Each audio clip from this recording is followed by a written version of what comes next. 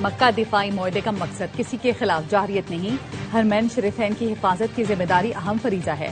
وزیر اعظم شہباز شریف کا کابینہ اجلاس سے خطاب، کہا تینوں ملکوں کے درمیان یہ معاہدہ خطے میں امن، خوشحالی اور سلامتی کے لیے ہے۔ وفاقی کابینہ نے مکہ مشترکہ دفاعی معاہدہ تاریخی قرار دے دیا۔ وزیر اعظم شہباز شریف کا دہشت گردوں سے لڑتے ہوئے جام شہادت نوش کرنے والے جوانوں کو خراج عقیدت، کہا بدقسمتی سے پاکستان کے کچھ علاقوں میں دہشت گردی ہوئی، ایک بار پھر ملک دہشت گردی سے پاک ہوگا اور ترقی کی طرف گامزن ہوگا۔ شہباز شریف نے کہا آزاد کشمیر کی عوام نے نون لیگ کو بھرپور ووٹ دیا، آزاد کشمیر میں دوبارہ ترقی اور خوشحالی کا سفر شروع ہوگا۔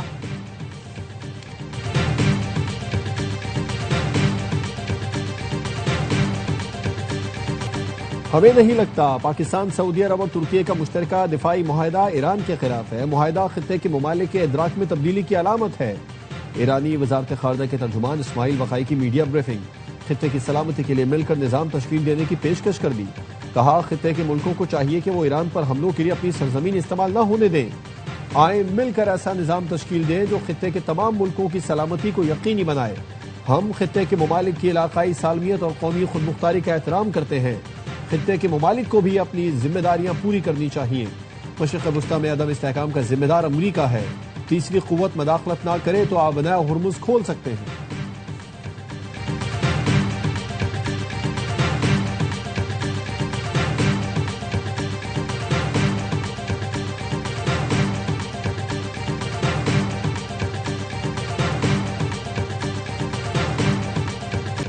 پاکستان نے ایران کو مکہ معاہدے پر اعتماد میں لے لیا۔ نائب وزیر اعظم اسحاق ڈار کا ایرانی وزیر خارجہ عباس عراقچی سے رابطہ، مکہ مشترکہ دفاعی معاہدے کے خد و خال سے آگاہ کیا۔ معاہدے کے مقاصد اور بنیادی نکات سے ایرانی وزیر خارجہ کو آگاہی دی گئی۔ معاہدہ علاقائی امن سلامتی میں کردار ادا کرے گا۔ ایرانی وزیر خارجہ نے مکہ معاہدے کے اہم پہلوؤں سے آگاہ کرنے پر شکریہ ادا کیا۔ اسحاق ڈار اور سعودی وزیر خارجہ شہزادہ فیصل بن فرحان کے درمیان بھی رابطہ، پاکستان اور سعودی عرب کے درمیان دو طرفہ اور کثیر الجہتی تعاون پر گفتگو ہوئی۔ قریبی رابطے اور تعاون جاری رکھنے پر اتفاق۔ اسحاق ڈار اور کویتی وزیر خارجہ کے درمیان ٹیلی فونک رابطہ۔ کویتی وزیر خارجہ نے مکہ مشترکہ دفاعی معاہدے پر مبارکباد دی۔ دونوں رہنماؤں نے علاقائی صورتحال اور مقبوضہ مشرقی بیت المقدس کی صورتحال پر بھی تبادلہ خیال کیا۔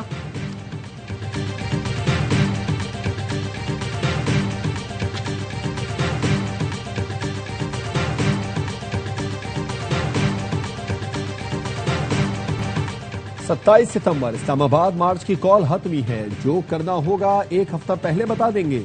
یہ ایک دن کا احتجاج ہے نہ ایک جگہ کا۔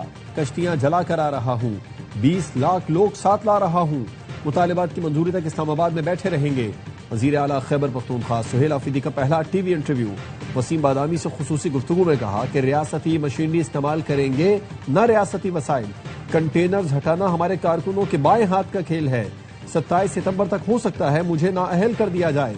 نااہل کیے بغیر کوئی مجھے ہاتھ بھی نہیں لگا سکتا۔ علیمہ خانم کو بھی اسلام آباد مارچ پر اعتماد میں لیں گے۔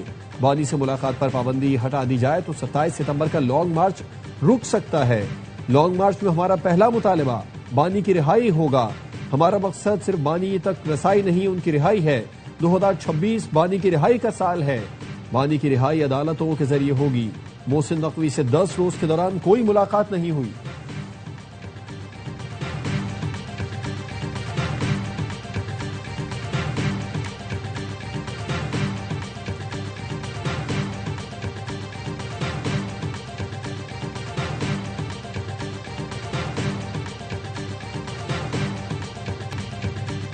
احتجاج کی کال کے باوجود ہائی کورٹ نہ پہنچنے پر پی ٹی آئی رہنما سلمان اکرم راجہ اپنے ہی ارکان اسمبلی پر پھٹ پڑے۔ کہا میں نے گڑ گڑا کر ان سے التجا کی تھی کہ اسلام آباد ہائی کورٹ کے باہر پہنچے، کہاں ہیں سارے لوگ، کیوں نہیں آئے، میں سب کے نام سامنے لاؤں گا۔ مشال یوسفزئی اور سلمان اکرم راجہ کی واٹس ایپ گروپ میں بھی تلخ کلامی۔ P T I Khyber Pakhtunkhwa کے صدر جنید اکبر نے کہا رات 12 بجے میسج کر دیتے ہیں صبح پہنچیں، یہ کون سا طریقہ ہے، سب سو چکے ہوں، حکم جاری کر دیا جائے۔ جنید اکبر کا کہنا تھا سلمان اکرم راجہ ہمارے لیڈر ہیں، ان سے کوئی اختلاف نہیں، رات دیر سے اطلاع ملنے کی وجہ سے پارلیمنٹیرینز کو پہنچنے میں دیر ہوئی۔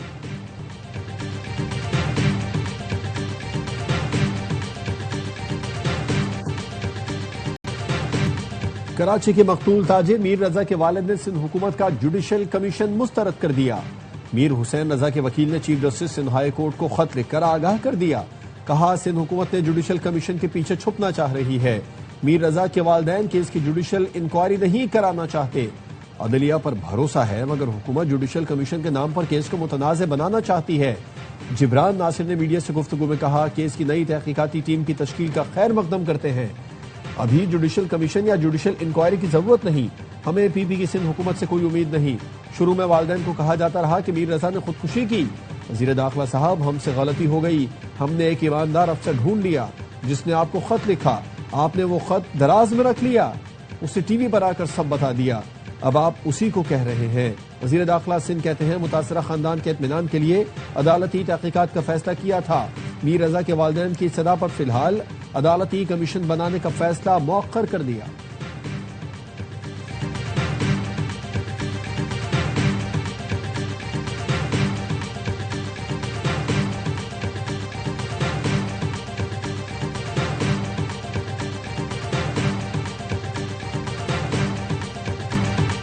میر رضا کیس میں آج کی پیش رفت سے مطمئن ہے. نئی تحقیقاتی کمیٹی کو موقع دینا چاہیے. انتظار ہے کہ نئی تحقیقاتی ٹیم کیا نتائج سامنے لاتی ہے. 3 سے 4 دن میں تحقیقات کے نتائج سامنے آ سکتے ہیں. والد میر حسین کا کہنا ہے حقائق پہلے سامنے آ جاتے تو شاید قبر کشائی کی ضرورت پیش نہ آتی. کیس اہم مرحلے میں داخل ہو چکا. امید ہے بیٹے کو انصاف ملے گا.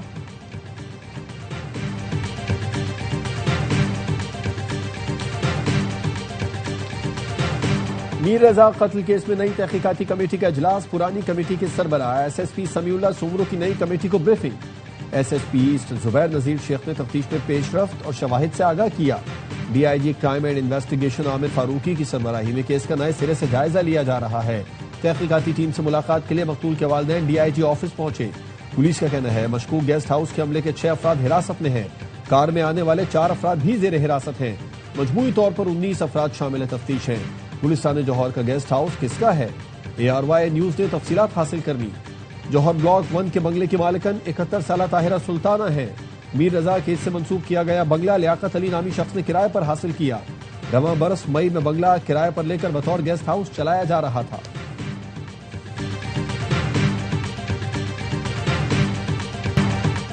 میر رضا کیس میں حقیقت سامنے آ جائے گی. میر رضا کیس میں نئی تحقیقاتی ٹیم کام کر رہی ہے. تحقیقات میں سامنے آ جائے گا کہ کیا واقعہ ہوا. آئی جی سندھ جاوید عالم اوڈھو کا کہنا ہے ایڈیشنل آئی جی کی قیادت میں ٹیم کا مقصد بھی یہ تھا کہ واقعے کا پتہ چلایا جائے. ایڈیشنل آئی جی نوجوان کی فیملی سے ملتے رہے. والدین سے پوچھا کسی پر شک ہے تو بتائیں. میرے خیال میں مس کمیونیکیشن کا مسئلہ آیا ہے.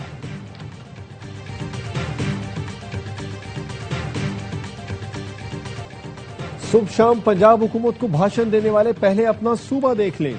سندھ حکومت میر رضا قتل کیس ابھی تک حل نہیں کر سکی. وزیر اطلاعات پنجاب عظما بخاری کہتی ہیں پنجاب میں فیک کیس کہہ کر رپورٹ نہیں چھپائی جاتی. نہ ہی کوئی اعلیٰ شخص تھانے آتا ہے. ہم کھوکھلے نعروں پر نہیں عملی اقدامات پر یقین رکھتے ہیں. پیپلز پارٹی والے ہارے ہوئے لوگ ہیں جو پنجاب پر غصہ نکالتے ہیں. جہاں ہار جائیں وہاں دھاندلی کا رونا روتے ہیں اور جہاں جیت جائے وہاں خاموش ہو جاتے ہیں. وزیر اطلاعات پنجاب عظما بخاری کہتی ہیں لوگ پیپلز پارٹی کے جلسوں میں آنے کے لیے تیار نہیں تھے تو ووٹ کون ڈالے گا؟ کیا جن حلقوں میں پیپلز پارٹی جیتی وہاں الیکشن کمیشن سندھ تھا؟ پیپلز پارٹی کو سسٹم پر اعتراض ہے لیکن سسٹم سے باہر بھی نہیں نکلتے.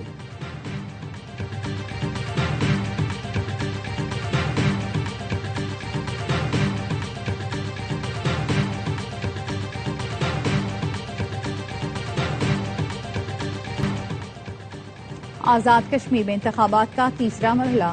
باغ کے 3 اور حویلی کے 1 حلقے میں پولنگ ہوئی. نتائج آنے کا سلسلہ جاری.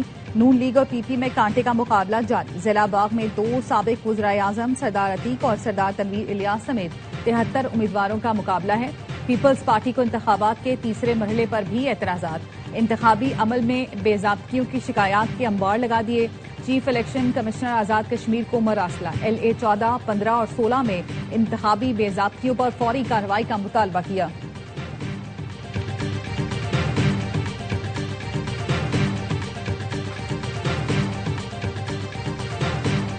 وزیر اعظم شہباز شریف سے وزیر داخلہ محسن نقوی کی ملاقات. ذرائع کا کہنا ہے ملاقات میں ملکی سیاسی سیکیورٹی صورتحال پر غور کیا گیا. محسن نقوی کی گزشتہ روز صدر مملکت آصف زرداری سے ملاقات ہوئی تھی.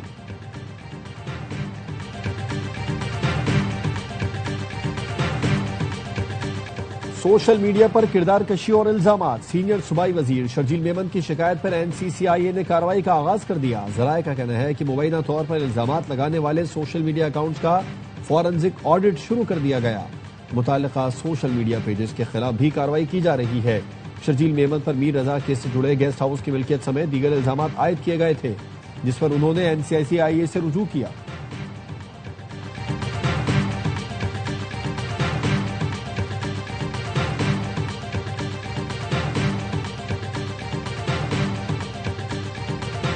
سیکیورٹی فورسز کی بلوچستان میں کامیاب کارروائیاں، پنجگور کے علاقے سرکینی اور چھیدگی میں انٹیلیجنس بیسڈ آپریشن، فتنہ ہندوستان کے اہم سرغنہ وزیر ولی جمال سمیت 5 دہشت گرد مارے گئے، 4 موٹر سائیکلیں، مشین گنز اور بڑی تعداد میں اسلحہ و گولہ بارود برآمد۔ وفاقی وزیر داخلہ محسن نقوی کی سیکیورٹی فورسز کی ستائش، کہا پوری قوم دہشت گردی کے خلاف متحد اور سیکیورٹی فورسز کے شانہ بشانہ ہے۔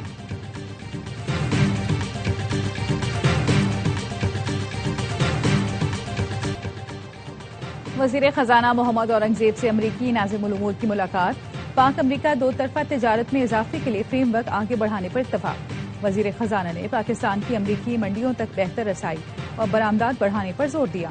ڈیجیٹل ٹیکنالوجی اور مصنوعی ذہانت کے شعبوں میں تعاون کے امکانات پر بھی تبادلہ خیال۔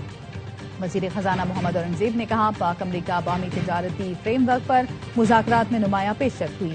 حکومت نجی شعبے کی سرمایہ کاری کے لیے سازگار ماحول پر توجہ دے رہی ہے۔ نٹالی بیکر نے کہا امریکی کمپنیوں کی پاکستان کے اہم شعبوں میں شرکت بڑھانے میں دلچسپی برقرار ہے۔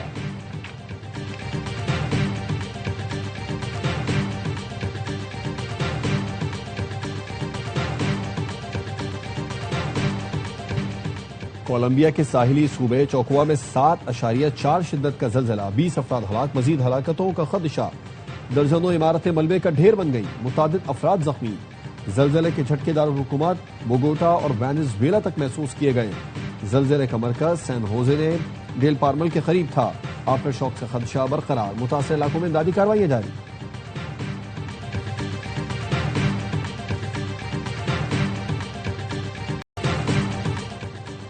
بھارتی ریاست جھارکھنڈ میں طلبہ کے احتجاج پر پولیس ٹوٹ پڑی۔ رانچی میں امتحانی بے ضابطگیوں کے خلاف احتجاج، فورسز نے مظاہرین کو منتشر کرنے کے لیے لاٹھی چارج کیا، متعدد نوجوان زخمی۔ طلبہ ریاستی اسمبلی کی جانب مارچ کر رہے تھے۔ نوجوان گزشتہ ماہ سے سرکاری ملازمتوں کے امتحان میں بے ضابطگیوں اور پیپر لیک ہونے کے خلاف احتجاج کر رہے تھے۔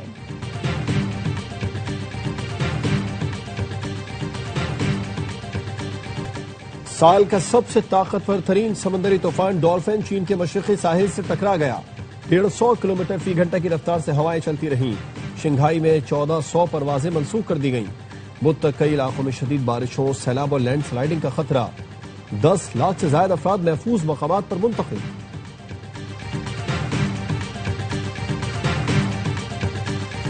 چین میں خوفناک لینڈ سلائیڈنگ، بڑی چٹانیں گاڑی پر آ گری۔ ہائی وے پر پہاڑ سے اچانک پتھروں کی بارش ہوئی، ایک کار کو کچل ڈالا۔ موٹر سائیکل سوار برستے پتھروں سے بال بال بچ گیا۔ حادثے میں 2 افراد زخمی ہو گئے۔